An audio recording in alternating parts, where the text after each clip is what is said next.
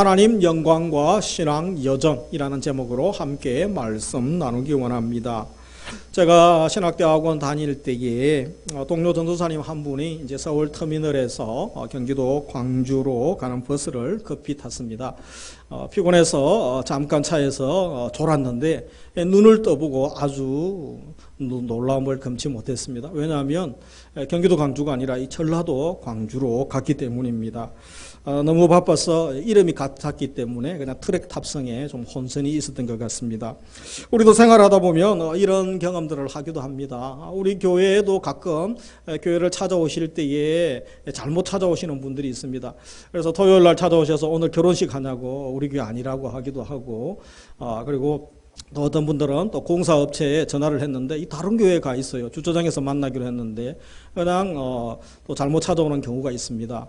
그래서 왜 그러냐 하면 이 비전동에 비전으로 시작하는 교회들이 많습니다. 비전 무슨 교회. 그래서 우리는 비전 제일인데 생소한 사람들은 이 비전 들어가면 다 한 교회인 줄 알고 그렇게 잘못 찾아오는 경우들이 있는 것 같습니다. 이전에 지방에 장례식을 갔다가 이제 돌아오는 길에 내비게이션에 이제 거리를 모르니까 찍지 않습니까? 그래서 우리 교회 이름을 찍고 올라오는데 제가 평소에 알던 그런 고속도로로 오는 게 아니었습니다. 그래서 도로가 많이 막혀서 그런가 보다 싶었는데 계속 차가 그 강원도 쪽으로 이제 고속도로를 안내하는 겁니다. 가다 이상해서 아무리 막혀도 지금쯤은 다시 돌려야 되는데 왜 그런가 싶어서 보니까 강원도에 우리 교회와 같은 이름이 있더라고요. 그래서 잘못 찍어가지고 그쪽으로 한번 갔던 적이 있습니다. 혹시 이런 경험들이 있지 않습니까? 우리가 행복한 여행을 하기 위해서 또 업무 수행을 하기 위해서 목적지와 또 여정을 분명히 하는 것이 얼마나 중요한지 경험하기도 합니다. 목적지를 혼동하면 우리 모든 수고가 헛수고가 되고 물거품이 되는 경우도 있습니다.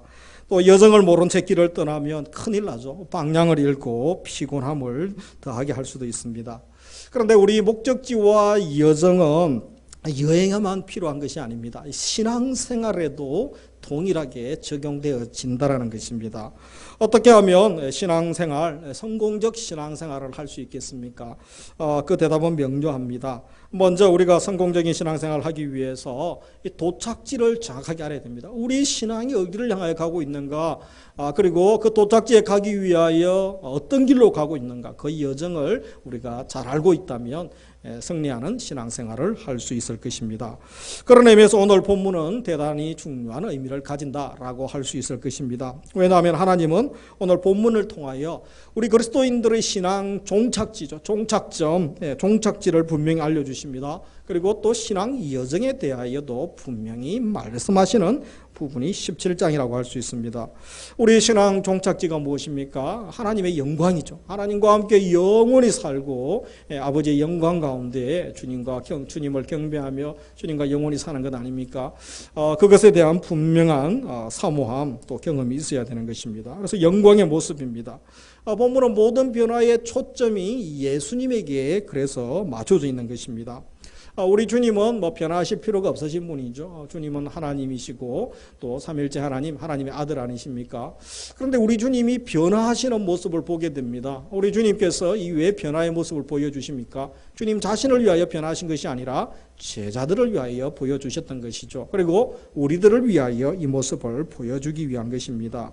하나님 나라가 권능으로 임하는 모습을 제자들에게 보여주고 싶으셨던 것입니다. 그래서 왜 하나님 나라가 권능으로 임하는 모습을 제자들에게 보여주고 싶으십니까? 그것은 제자들이 사명 잘 감당하고 또 신앙 승리의 삶을 살도록 하기 위함이죠. 그래서 하나님 나라가 권능으로 임하는 것을 마음속으로 확신하고 십자가의 길, 또 사명의 길을 가기를 원하셨던 것입니다. 제자들이 순례 여정을 성공적으로 마치기 위해서 무엇보다도 이 마지막 신앙 종착역, 그들의 사역의 사명의 종착역, 마지막 이게 어떻게 될 것인가, 그것을 알고 확신한다면 잠깐 어렵고 힘들더라도 인내하고 배도하지 않고 뒤돌아보지 아니하고 끝까지 완주하고 달려갈 수 있었기 때문입니다. 그래서 목적지를 바로 알아야 힘들어도 소망을 가질 수 있습니다. 목적지에 도달하는 길을 알아야 이 제자 사명 사명을 완수할 수 있음을 알기 때문에 주님께서 오늘 그 영광의 모습을 보여주시는 것입니다. 그래서 이 변화산의 변화의 모습을 보여주고 있는 것입니다. 이것을 보면 우리의 미래의 모습입니다. 우리도 장차 이렇게 될 모습을 나타내는 것이고 하나님 나라에 우리가 또 들어가서 누리게 될 그 영광의 삶을 미리 맛보게 해주시는 것입니다. 우리가 대형마트나 그런 데 가다 보면 시식 코너 있지 않습니까? 음식을 새로운 신제품을 알지 못하죠. 근데 시식 코너에서 먹어보고 맛있다. 그래서 그 제품이 어떠할 것인지 알게 되는 거죠. 그래서 기대하면서 사지 않습니까? 천국에 대한 영광, 주님에 대한 영광의 기대가 있어야 되는 것입니다. 그래서 이 소망 가지고 현재 당하는 고난, 공경을 이겨나가기를 원하십니다. 오늘 예배 함께 하시는 우리에게도 이런 은혜를 주시기를 원합니다. 그래서 먼저 살필 것은 이 본문에서 모든 변화의 주인공이 되시는 우리 예수님이 어떠한 변화를 보여주십니까? 어떠한 분이신지 그 변화의 모습을 우리가 볼 수 있습니다. 1절에 보시면 엿새 후에 예수께서 베드로와 야고보와 그 형제 요한을 데리시고 따로 높은 산에 올라가셨더니, 그래서 예수님께서 이제 높은 산에 올라가시죠. 그 당시에 높은 산 하면 헐몬산이나 다볼산이나 인근에 있죠. 어느 산인지는 알 수 없지만 중요한 것은 산에 올라가셨다는 것이죠. 그래서 2절 같이 읽습니다. 그들 앞에서 변형되사 그 얼굴이 해같이 빛나며 옷이 빛과 같이 희어졌더라. 그래서 우리 예수님 얼굴이 평소의 모습이 아닙니다. 해처럼 빛나고 옷도 빛과 같이 빛나는 아주 찬란한 모습으로 보여집니다. 휘황찬란한 광경을 제자들이 보고 놀라고 또 두려움에 빠지게 됩니다. 그런데 3절에서 예수님 혼자 나타난 것이 아니고 보면 율법과 또 선지자의 대표라고 할 수 있는 율법의 대표격이라고 할 수 있는 모세가 나타나죠. 그리고 선지자의 대표격이라고 할 수 있는 엘리야 선지자가 함께 나타났습니다. 베드로가 그것을 보고 너무 좋아서 함께 거하기를 원하죠. 그래서 여기서 초막셋을 짓고 지읍시다 그렇게 말을 합니다. 그때 5절에 보면 하나님의 음성이, 하늘의 음성이 들리죠. 이는 내 사랑하는 아들이요 내 기뻐하는 자니 너희는 그의 말을 들으라. 그렇게 말씀합니다. 그래서 이 휘황찬란한 모습을 보면서 예수님께서 얼굴이 해처럼 빛나고 옷이 빛과 같이 빛나는 이 모습, 이것은 원래 우리 예수님의 모습이 어떠한 모습이셨는지 저들에게 잠깐 보여주시는 것입니다. 예수님이 지금 저들과 함께 긴 여행을 다니고 전도여행 다니지 않습니까? 초라하고 별 볼 일 없고 가진 것도 없으시고 그리고 볼품없는 지도자의 모습, 선생님의 모습 아닙니까? 그러나 실상은 그렇지 않다는 것이죠. 옷이 빛과 같이 휘어졌다는 것은 예수님의 내적 생명과 영광으로 인해서 육체도 변모되고 그분이 입고 있던 옷까지 다 휘어지고 완전히 변화되는 모습을 보여주고 있는 것입니다. 그러니까 예수님은 이 자신의 신성 또 진정한 영광을 미리 한번 제자들에게 맛보여 주시는 것이죠. 그래서 원래 우리 예수님이 가지셨던 영광이 어떠한 영광인지 저들에게 한번 제대로 보여주셨던 것입니다. 아주 짧은 시간의 경험이죠. 이 영적인 황홀한 경험 아닙니까? 그런데 이 베드로와 요한과 야고보가 이 신비한 경험을 하는데 이 베드로는 이 사건을 평생 잊지 못합니다. 그래서 그의 서신에 보면 어떤 고백을 합니까? 베드로서 1장 16절에 보면 우리는 그의 크신 위엄을 친히 본 자라. 주님의 그 크신 위엄을 친히 보았다라고 이야기합니다. 그래서 짧지만 여러분 긴 시간 들지 않고 짧은 경험을 하지만 강렬한 경험이고 평생 그것이 기쁨과 또 아름다운 추억으로 남는 분들이 있습니다. 어떤 것들은 짧은 순간의 경험이지만 상처로 남고 또 썬뿌리가 되는 분들도 있죠. 이 제자들에게는 주님과 함께했던 이 변화산의 영광 평생 잊지 못하고 십자가의 길, 순교의 길을 갈 수 있는 그런 동기가 되었던 것입니다. 우리에게도 주님 영광을 경험하게 하시고 하나님 나라가 권능으로 임하는 경험을, 그런 은혜를 오늘 예배에 함께 하시는 우리 성도님들에게 그런 경험을 하신 분들은 더욱 풍성한 경험을 하게 하시고 영광의 경험을 하게 하시고, 그런 경험이 없는 분들은 사모하십시오. 주님의 영광이 있어야 됩니다. 이사야 선지자도 하나님의 영광이 성전에 가득한 것을 경험하고 암울한 시대의 선지작 사명 감당하지 않습니까? 우리에게도 그런 경험 부어주시기를 주의 이름으로 축복합니다. 그래서 우리가 한 가지 더 살필 것은 이 빛나는 영광을 보여주시는 시점이 중요합니다. 구속사적 여정에서 예수님께서 이 빛나는 영광을 언제 보여주셨습니까? 17장 오기 전에 16장에 이미 16장 16절에 베드로의 신앙 고백이 있죠. 주는 그리스도시요 살아계신 하나님의 아들이십니다. 이 신앙 고백 이후에 예수님이 24절에 가면 십자가 순환을 예고하십니다. 24절 같이 읽습니다. 누구든지 나를 따라오려거든 자기를 부인하고 자기 십자가를 지고 나를 따를 것이니라. 그래서 예수님께서 먼저 하나님 일할로 십자가에 지는 삶을 사시고 친히 죽으시고 십자가에 죽으시죠. 또 제자들에게 그 제자도에 대한 말씀을 하십니다. 그러면서 오늘 17장 1절에 가면 엿새 후에 6일이 지난 후에 이 사건들을 보여주시는 것이죠. 이 땅에 계신 예수님의 모습은 참으로 연약하고 초라한 모습 아닙니까? 패배자처럼 보이지만 우리 예수님은 실상 패배자가 아니라 승리자십니다. 세상에서는 멸시천대 다 받으시지만 하나님께서 오늘 5절 말씀처럼 인정하시는 하나님의 아들이시죠. 사랑하고 기뻐하시는 하나님의 아들이시라고 말씀합니다. 우리의 삶도 그렇습니다. 주님을 따르는 그 길에 육체적으로 고단하고 참 피곤하고 또 힘든 일들이 상황들이 많이 연출되고 경험하기도 합니다. 그러나 고난 이후에 누리게 될 이 놀라운 영광, 이 부활과 함께 하는 영광스러운 이 영광 모습을 살짝 우리가 경험하기만 한다면 얼마든지 우리가 힘을 얻을 수 있는 것입니다. 그런데 이 살짝 보여주는 영광에만 안주해서는 안 되는 것이죠. 예수님께서 이 영광 보여주시고 제자들과 함께 다시 산으로 내려가셔서 원래 가셔야 될 그 고난의 길, 또 십자가의 길을 가십니다. 사명의 길을 가고 계시는 것을 보게 됩니다. 우리에게도 마찬가지입니다. 포기하지 말고 계속 주님의 길, 믿음의 길을 가라고 말씀하고 격려하십니다. 잠깐이지만 살짝 경험한 천국 보았으면 또 확신 가지고 이제 고난의 자리에 다시 내려가라고 말씀합니다. 우리 교회 예배가 이런 의미에서 대단히 중요합니다. 한 주간 우리가 살아가야 될 우리 세상, 우리의 삶의 현장은 결코 만만하지가 않습니다. 많은 유혹과 공격이 있습니다. 요즘 코로나 사태 또 제2의 확산 이후에 이 교회 성도가 얼마나 지탄의 대상이 되고 또 싫어합니까? 저도 뭐 머리도 제대로 못합니다. 안 오는 가게는 잘 안 갑니다. 하도 이제 교회 목사 욕을 많이 해가지고 식당도 아는 데는 안 갑니다. 모르는 데도 뭐 잘 가지도 않습니다만 모르는 데 잠깐 갔다 오고 좀 잠잠해지면 다시 복음 전하려고 가려고 준비합니다. 지금 세상이 이렇게 돼버리지 않았습니까? 그래서 참으로 힘든 우리 삶의 정황을 맞이하고 있습니다. 바로 이럴 때에 예배가 어때야 됩니까? 예배가 죽어서는 안 되는 것이죠. 그래서 더 하나님의 영광을 경험하고 하나님의 임재가 있고 막 벅찬 가슴, 뜨거운 가슴으로 예배드리고 나면 나가야 되죠. 그래서 힘있게 일주일을 또 사명 감당하고 살아가야 되는 것입니다. 그래서 우리 자녀들을 위하여 기도하시고 우리 성도님 사락방 또 우리 주일학교 선생님들은 또 주일학교 분반을 위하여 기도해 주시고 젊은이들은 또 청년 리더들은 또 소그룹 또 우리 젊은이들을 위하여 또 기도하고 섬겨야 되는 것입니다. 하나님의 영광을 경험하고 또 우리가 각자 사명의 길로 나아갈 수 있는 그런 우리 성도님들 될 수 있도록 우리 자녀들 될 수 있도록 기대하시고 또 기도해야 되는 것입니다. 그러면서 또 한 가지 우리가 살필 것은 이 모세와 엘리야의 공통점이죠. 또 중요하게 여기는 것은 모세, 엘리야가 등장합니다. 구약을 지칭할 때 율법과 선지자라고 이야기하기도 합니다. 그러니까 모세는 율법을 대표하고 엘리야는 선지자를 대표하게 됩니다. 그런데 예수님이 이들과 이야기하고 있죠. 이것은 무슨 말씀입니까? 예수님의 메시아적 삶을 사명을 드러내고 있는 것입니다. 예수님이 율법과 선지자들의 말씀을 성취하시는 메시아로 오셨다는 것입니다. 예수님은 구약의 약속을 성취하시는 또 메시아적 사명을 감당하시는 분이심을 신이 이 사건을 통하여 드러내시고 보여주고 계시다는 것입니다. 여기서 모세와 엘리야의 두 가지 공통점을 발견할 수 있죠. 한 가지는 구원자, 중보자였습니다. 모세가 이스라엘의 구원자였습니다. 그는 출애굽 사건의 주역이고 또 하나님의 부름을 받은 인솔자 리더였죠.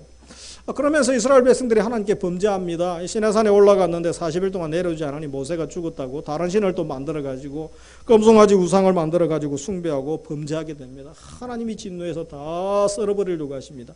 그때 모세가 간절하게 죄를 사해달라고 기도하죠. 그래서 이 중보자로서 그가 기도하는 모습을 보게 됩니다. 이 엘리야 선지자도 마찬가지입니다. 북왕조 가장 타락했던 암울했던 아합 왕 때 활동했던 선지자죠. 엘리야도 하나님의 용서와 구원을 위해서 보냄받은 하나님의 선지자였습니다. 종이었습니다. 그러므로 이 둘은 백성을 위하여 존재하는 자인데 모순적으로도 이들이 백성들에게 거절을 당했다는 것입니다. 그래서 이 두 번째 거절당한 종들인데 모세도 애굽 왕작 때 그가 동족을 위한다고 하는 행동이 살인을 하게 되죠. 그래서 결국 형제들에게 배척당하고 거절당하지 않습니까? 엘리야도 갈멜산 전투에서 그 대단한 하나님의 능력이 임하여서 적들을 다 무찌르고 승리합니다. 이제 왕과 신하들도 백성들도 하나님 제대로 믿고 그의 말을 잘 들을 줄 알았는데 열왕기상 19장에 가면 어떤 일이 일어납니까? 왕 아내 이세벨이 엘리야 죽여버리겠다고 오히려 화가 나서 선지자 죽여버리겠다고 그래서 그가 살려고 도망가는 연약한 선지자의 모습을 봅니다. 거절당하고 핍박당하는 선지자의 모습을 알 수 있는 것입니다. 그런데 모세와 엘리야의 이런 모습들에게서 우리 예수님도 그런 것이죠. 예수님도 거절당하시게 됩니다. 메시아이신 예수님이 배신당하시고 거절당하십니다. 요한복음 1장 10절에 무엇이라고 합니까? 그가 세상에 계셨으며 세상은 그로 말미암아 지연바 되었으되, 그래서 주님이 하나님이 세상을 창조하셨죠. 그런데 세상이 그를 알지 못하고 자기 땅에 오매 자기 백성이 영접하지 아니하였다. 그래서 예수님을 받아들이지도 않고 영접하지도 않고 배척하고 거절하는 모습을 봅니다. 세상이 예수님을 왜 거절하겠습니까? 이사야 53장에 잘 나타나 있죠. 53장 1절에 보면 우리가 전한 것을 누가 믿었느냐, 여호와의 팔이 누구에게 나타났느냐, 그는 주 앞에서 자라나기를 연한 순 같고 마른 땅에서 나온 뿌리 같아서 고운 모양도 없다, 풍채도 없다, 우리 보기에 허무할 만한 것이 아무것도 없다라고 말씀합니다. 그가 멸시를 받아 사람들에게 버림받았고 강구를 많이 겪었고 질고를 안 한 자다. 그래서 우리가 마지막에 보면 그를 귀히 여기지 아니하였도다. 예수님을 전혀 귀히 여기지 않고 예수님을 배척하고 거절하는 이들의 모습을 봅니다. 이미 예수님이 오시기 전에 700년 전에 이사야 선지자가 이 예언을 하고 있는 것입니다. 그렇다면 예수님이 왜 거절을 당했습니까? 그것은 메시아의, 그들이 기대했던 메시아의 모습이 삶이 아니었기 때문에 그렇습니다. 우리도 가끔 그런 생각하지 않습니까? 자기 자신 하나 구원하지 못하고 또 세상 권세에 붙잡혀 고난받는 한없는 순전한 소시민 같은 사람, 뭐 별 대단한 능력도 없는 그분 어떻게 존귀히 여기고 그분을 따를 수 있겠습니까? 이 세상적인 생각하면 이런 생각이 들 수밖에 없는 것입니다. 그렇다면 왜 이 땅에 오신 우리 예수님도 권세와 능력과 또 영광도 없는 이런 연약한 모습으로 오셨을까요? 계속해서 이사야 선지자는 무엇이라고 이야기합니까? 53장 4절 보시면 그는 실로 우리의 질고를 지고 우리의 슬픔을 당하였거늘, 그것은 우리 대신에 질고를 지셨다. 우리 대신에 슬픔을 당하러 오셨기 때문에 그렇다. 그런데 우리가 어떻게 합니까? 하반절에 보면 우리는 생각하기를 그는 징벌을 받아 하나님께 맞으며 고난당한다. 죄가 많아서 죄를 많이 지어서 벌 받아서 고난당한다. 그렇게 예수님을 오해했던 것입니다. 5절 같이 읽습니다. 그가 찔림은 우리의 허물 때문이요 그가 상함은 우리의 죄악 때문이라. 그가 징계를 받음으로 우리는 평화를 누리고 그가 채찍에 맞음으로 우리는 우리는 나음을 받았도다. 받았도다. 그래서 예수님이 왜 오셨는가 분명히 선지자는 전하고 있는 것입니다. 우리가 악한 권세가 물러나고 또 힘을 얻어서 우리가 높은 자리에 올라가고 그렇게 하면 세상에 평화가 올 것이다 라고 생각을 하죠. 그러나 절대 그렇지 않습니다. 세상에 참된 평화는 누구에게서 어떠할 때 오는 것입니까? 그것은 예수님이 죽으셔야만 가능한 것입니다. 십자가 지시고 죽으셔야만 참 평화가 오는 것이고 죄의 문제가 예수님 때문에 해결되어야만 참 평화가 오게 되는 것입니다. 그래서 예수님은 우리를 살리기 위하여 자기를 부인하고 십자가 지는 길, 바로 또 죽음의 길을 선택하셨던 것입니다. 우리 6절도 같이 읽습니다. 우리는 다 양 같아서 끌어댕하여 각기 제 길로 갔거늘 여호와께서는 우리 모두의 죄악을 그에게 담당시키셨도다. 우리의 모습과 이 하나님의 사랑은 얼마나 대조적입니까? 악한 자를 멸하고 세상에 또 죄들을 다 심판하고 또 세상 권세 심판하면 평화가 옵니까? 그렇지 않습니다. 우리 예수님은 심판하러 오신 분이 아니라 우리를 살리러 오신 분이죠. 우리를 구원하러 오신 분이었습니다. 그래서 우리는 말하기를 망할 세상, 그렇게 하면서 세상에서 얼마나 열심히 돈 벌고 있습니까? 썩을 세상 하면서 높은 자리를 탐하고 성공하기를 우리가 바라고 있습니다.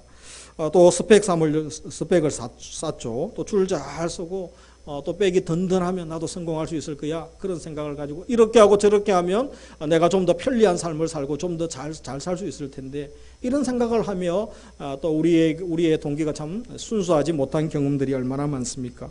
그런 가운데 있는 우리와 대조적으로 하나님은 어떻게 하십니까? 오늘 본문에 보면 모든 사람의 죄악을 예수님에게 다 담당시키시면서 예수님이 죗값을 치르시면서 우리를 살려주시는 이 하나님의 사랑, 주님의 그 놀라운 사랑을 우리가 다시 한번 확인하게 되는 것입니다.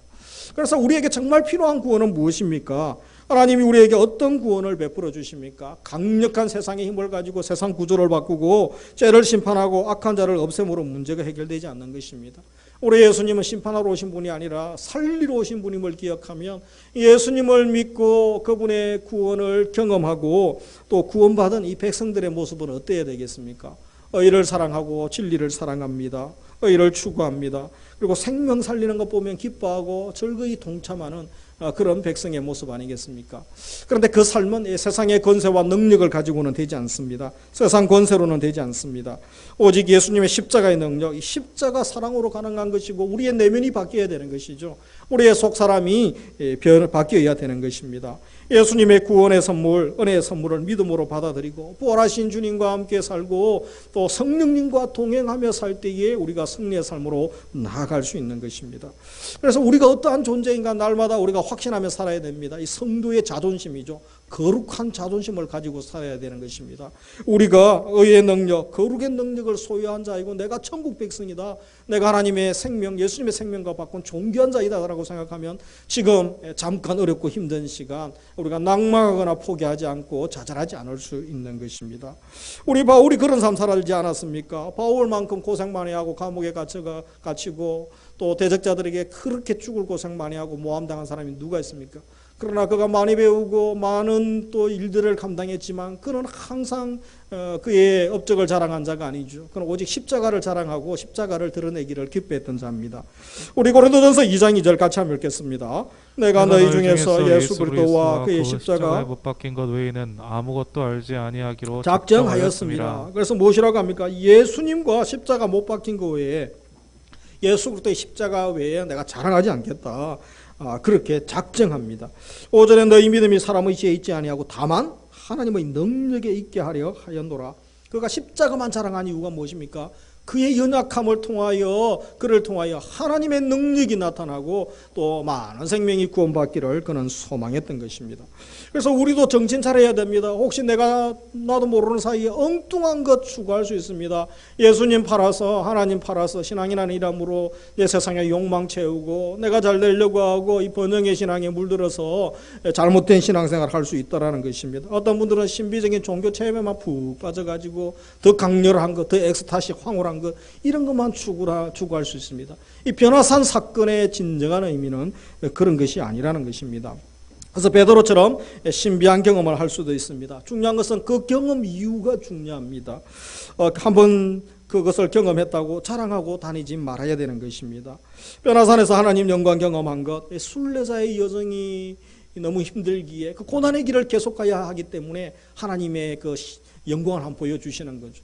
그래서 마지막 우리 최종 영광, 마지막 신앙 종착역이 어떻게 될 것인가를 보여주면서 힘을 주고 격려하기 위하여 보여주셨다는 것입니다. 결코 자랑하라고 주신 것이 아니라는 것입니다. 변화산 경험했으면 다음 말씀 전하겠습니다만 산에서 내려오게 됩니다. 그래서 사명의 길을 가야 되고 신앙 여정의 길로 가게 됩니다. 십자가의 길, 순교자의 길, 또 순례자의 삶을 살아가야 되는 것입니다. 조금이라도 미리 보여주신 이유, 믿음으로 또 우리가 십자가를 지고 그 길을 또 인내하며 힘내어서 가라는 격려인 것입니다. 그런데 우리가 이 땅에서 우리의 모습은 어떻습니까? 이 신비한 경험에 빠지는 분도 있습니다. 그리고 또 성공한 이야기들만 이야기하죠. 자기를 그러면서 드러내고 자랑하고 내게 한 표 주십시오. 그리고 나를 지지해 주시고 나를 인정해 주십시오. 그때 우리가 또 힘을 얻기도 하죠. 죄인들의 나약한 모습들 아닙니까? 십자가 지는 이야기, 섬기고 낮아지는 이야기는 듣기도 싫고 잘 하지도 않으려고 합니다. 잘못된 생각 아닙니까? 기적 같은 이야기, 신비한 체험도 나누지만 정말 주님이 원하시고 우리가 나누고 우리가 전해야 될 이야기들은 무엇입니까? 자기를 부인하고 십자가 지는 이야기, 그리고 예수님 따르는 이야기, 예수님 만난 이야기, 이런 이야기를 해야 되지 않습니까? 오늘 예배 드리시는 분들에게는 정말 주님이 기뻐하시는, 내가 낮아지고 무너지지만 생명이 살아나고 예수님이 영광 받으시는 이야기, 십자가를 자랑하고 또 그런 삶을 부단히 갈 때에 하나님께서 격려해 주시고 위로해 주시는 간증과 그런 자랑들이, 진실한 자랑들이 우리 가운데서 일어나야 할 줄 믿습니다. 그래서 끝으로 우리가 다시 한번 주목해야 될 말씀이 있죠. 마지막에 8절에서 무엇이라고 하고 있습니까? 그렇게 변화산에서의 대단한 선지자 또 주의 종과의 만남도 다 사라지게 됩니다. 없어집니다. 하늘의 음성도 더 이상 들리지 않습니다. 찬란한 우리 주님의 모습, 신비한 것들도 다 사라집니다. 결국 무엇이 남아 있습니까? 우리 8절 같이 읽습니다. 제자들이 눈을 들고 보매 오직 예수 외에는 아무도 보이지 아니하더라. 제가 이 말씀에 참 많이 감동을 받았습니다. 8절에 오직 예수 외에는 아무도 보이지 아니하더라. 오직 예수님만 남는 겁니다. 오직 믿음의 주여 온전케 하시는 예수님만 남고 끝까지 예수를 바라보고 십자가를 바라보며 승리의 삶을 살기를 원합니다. 우리에게 주목하라고 하는 것, 우리 눈에 크게 보이는 것들이 얼마나 많습니까? 우리 젊은이들에게 크게 보이는 것들이 얼마나 많습니까? 우리 남성들, 우리 또 어머니들에게, 여성들에게, 우리 자녀들에게 크게 보이는 것들이 지금 얼마나 많습니까? 정말 주님이 기뻐하시는 것을 크게 보는 것이 아니라 다른 것에 집중하고 있다면 오직 이 말씀 다시 한번 도절의 말씀이 되기를 원합니다. 오직 예수 외에는 아무도 보이지 아니하더라. 오직 예수님께만 주목하고 예수님 한 분만으로 만족하는 한 주간의 삶을 살아갈 수 있기를 주님의 이름으로 축복합니다. 말씀을 맺습니다. 네 가지 말씀으로 정리하면 우리가 누릴 영광에 대한 소망을 가지시기 바랍니다. 그 영광은 엄청난 것입니다. 베드로도 그 영광이 엄청나서 초막셋을 짓고 살았으면 좋겠습니다. 그러나 그의 기대, 그가 본 것 이상의 더 엄청난 영광이 우리의 마지막의 모습이고 우리가 또 누릴 그 모습이라는 것을 기억하시기 바랍니다. 그 사랑, 그 영광을 경험한 자는 아무리 힘들어도 배도하지 않고 떠나지 않고 포기하지 않고 믿음의 길, 사명의 길을 갈 수 있는 것입니다. 두 번째로 그러나 참된 영광은 반드시 십자가를 통과하여 함을 잊지 말아야 되는 것입니다. 신앙 여정, 십자가의 길, 순례자의 여정이 우리에게 기다리고 있는 것입니다. 셋째로 우리는 세상의 영광과 안식을 추구하는 자들이 아닙니다. 세상을 변화시킬 천국 백성 주님의 제자임을 기억해야 되는 것입니다. 마지막으로 오직 예수님 외에는 아무것도 보이지 아니하더라. 바로 그 말씀처럼 예수님 한 분만으로 만족하고 예수님께 집중하고 십자가의 길을 가고 십자가 또 순례자의 삶을 살아가는, 그래서 한 주간도 믿음으로 승리하시고 우리 때문에 예수님이 영광 받으시고 하나님께 영광 돌리는 또 믿음으로 승리한 이야기들, 우리 때문에 지금 낭망하고 지치고 피곤한 이들이 얼마나 많습니까? 저들이 우리 때문에 소망을 얻고 힘을 얻는다면 주님이 얼마나 기뻐하시겠습니까? 그 삶을 살아가는 우리 성도님들 다 되시기를 주님의 이름으로 축복합니다.